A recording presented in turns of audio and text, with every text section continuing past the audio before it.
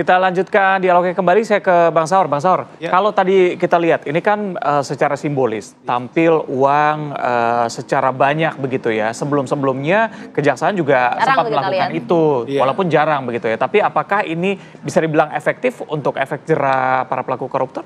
Mungkin gini, dari segi visual, setidaknya kan dengan ditunjukkan kepada publik, karena kan biar bagaimanapun kalau kita bicara korupsi, yang dirampok adalah uang negara, tapi pemilik uang itu kan kita semuanya.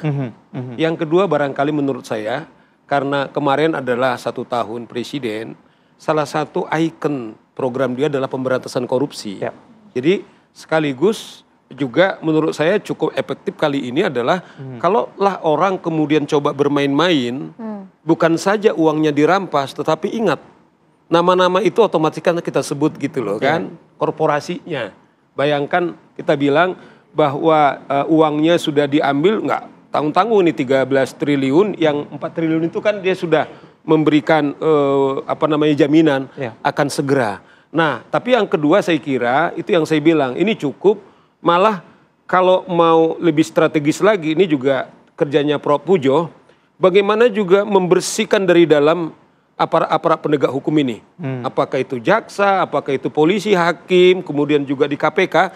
Karena sering juga terjadi misalnya, kan saya sandingkan ini antara dua. It looks kecil misalnya yang diterima oleh Kajari, Jakarta Barat.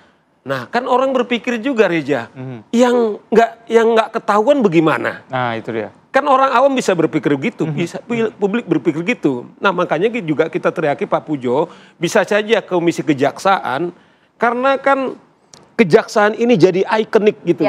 Karena mereka sekarang dari segi survei, kemudian bagus sekali. Namun saya bilang, kita tidak akan bisa cukup dengan survei karena itu semu itu. Tetapi yang saya bilang, kenapa jaksanya itu Pak Pujo, yang sudah 2 itu, yang Jaksa Agung. Melalui ini juga kita minta, kalau adil, dia sudah nyata menerima uang korupsi. Tidak cukup hanya disanksi etik saja, harus juga diseret seperti juga jaksa penuntut umumnya udah diseret di pengadilan dan dihukum 9 tahun, dan 2 advokat juga Pak Pujo sudah dihukum 4 dan 5 tahun. Nggak fair juga pimpinannya lepas. Nah itu dia, kita coba langsung. Gitu loh. Prof. Pujiono, bagaimana merespon ini? Jangan sampai kemudian ada asumsi publik, ini jangan-jangan bisa saja ada negosiasi di belakang para kasus hukum ini untuk kemudian bisa mengembalikan uang negara yang cukup besar, tapi kemudian nanti bisa dinego-nego kasus hukumnya. Ya, kita itu kan bagian dari resort untuk menjaga integritas itu ya. Makanya kemarin kita undang terhadap 2 kasus sebenarnya ya. Yang pertama Jamwas, kita untuk minta penjelasan terkait kasus yang disampaikan Bang Saur tadi, yang kasus Fahrenheit itu. Kita undang Kejaksaan Agung, Jaksa Agung Muda Pengawasan untuk memberikan penjelasan. Dari hasil penjelasan itu nanti akan ditelaah, dari telaah teman-teman itu nanti kita akan memberikan rekomendasi, termasuk rekomendasi kepada Presiden terhadap case Fahrenheit yang jaksa yang menerima uang hasil penyembunyian atau penguntitan dari barang bukti kasus Fahrenheit. Yang kedua juga kasus Sylvester. Kemarin sebenarnya kita undang juga Kajari Jakarta Selatan, tapi kebetulan minta reschedule. Nah minggu ini kita juga akan undang, kenapa juga tidak segera dieksekusi. Semoga saja kita akan mendapatkan jawaban dan proses kedua hal itu bisa berjalan paralel. Sehingga apa yang kemudian dikhawatirkan publik itu kita bisa menemukan jawabannya dan menemukan solusinya. Itu yang pertama. Yang kedua juga tadi disampaikan Pak Heri tentang kita kan juga sudah, ini termasuk komitmen Pak Prabowo dan Kejaksaan Agung, apa yang kemudian harus diperbaiki tentang rekomendasi dari United Nations Convention Against Corruption tahun 2003. Meskipun ini bukan yang sifatnya rekomendasi yang mandatori, tetapi Indonesia sudah meratifikasi itu, sehingga menurut saya yang terkait dengan illicit enrichment, jadi memperkaya diri sendiri secara ilisit, secara ilegal ini harus kemudian ditindaklanjuti dengan regulasi tentang perampasan aset. Nah, perampasan aset saat ini kita belum ada yang in rem, kita pakainya conviction based berdasarkan KUHP dan juga berdasarkan Undang-Undang Tipikor. Cuman conviction based ini sangat terbatas sekali.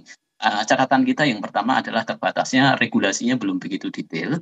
Yang kedua, struktur di kejaksaan, karena kita fokusnya di kejaksaan, struktur di kejaksaan untuk tracing aset ini, sekarang memang kita apresiasi sudah ada Badan Pemulihan Aset, tetapi khusus untuk tracing aset yang conviction base itu hanya dilakukan oleh salah satu unit yang dulu ada di bawah Pitsus ya, Jampitsus, sekarang ada di bawah BPA, itu adalah Subdit. Ya, Subdit itu kelasnya hanya eselon 3 yang tentu tangan dan kakinya tidak cukup panjang untuk melakukan perampasan aset. Yang conviction base ini termasuk tracing aset hingga kemudian freezing dan segala macam itu. Nah, kita dorong nih perbaikan SOTK di Kejaksaan Agung agar ya, tracing aset ini bisa kemudian naik kelas, bisa menjadi eselon 2 direktur begitu, sehingga kaki tangan jelas, sehingga ketika melakukan tracing hingga freezing aset yang conviction base ini kemudian bisa lebih maksimal lagi, sehingga ketika kemudian pidana pokoknya jalan, pidana tambahan yang ganti rugi itu ketika kemudian dieksekusi, case-nya bisa seperti ini, bisa kasusnya Wilmar, kasusnya Permata Hijau, kasusnya Musimas ini bisa kemudian maksimal. Beberapa case yang lain kan tidak maksimal, kerugian negaranya besar, tapi mengembalikan kerugian negaranya kan ganti ruginya kan belum bisa kemudian dilakukan penyitaan sejak awal. Nah, ini yang kemudian kejaksaan harus berbenah ya, sekali berbenah dengan pembaruan SOTK menurut saya. Nah, yang kedua adalah ya kita juga dorong juga di DPR RI untuk kemudian segera kemudian meresmikan lah ya, mensahkan, membahas undang-undang perampasan aset yang basisnya adalah non-conviction base. Non-conviction base ini yang in rem, sehingga tidak harus kemudian menunggu proses pidana berjalan atau proses pidana selesai, tapi perampasan aset itu bisa kemudian dilakukan di awal yang sifatnya itu in rem. In rem itu nanti prosesnya di luar pidana. Demikian. Oke, saya ke Bang Heri. Bang Heri, kalau tadi setelah mendengarkan penjelasan dari Prof. Puji, Anda optimis nggak dengan perampasan aset yang kemungkinan nanti akan terjadi di Indonesia?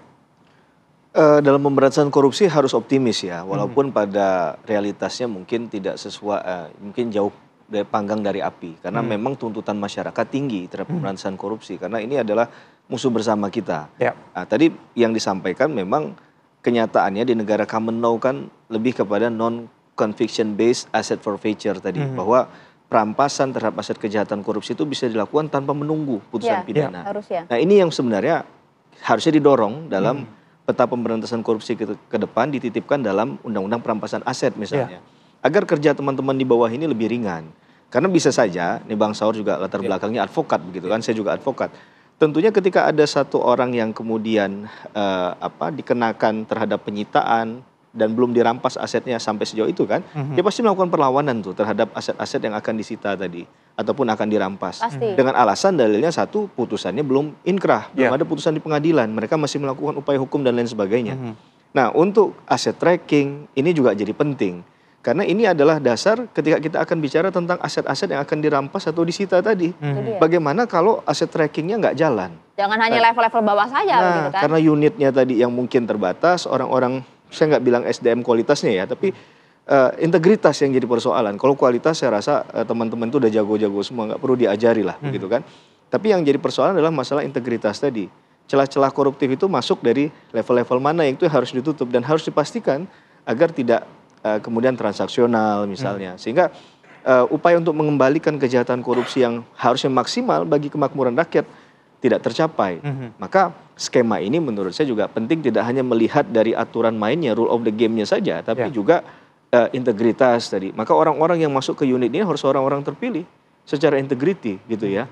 Ini yang menurut saya jadi perhatian juga kita titipkan ke Prof. Pujiono ya, selaku Ketua Komisi Kejaksaan, untuk bisa bersuara lantang dan menyampaikan itu ke teman-teman di Kejaksaan Agung misalnya.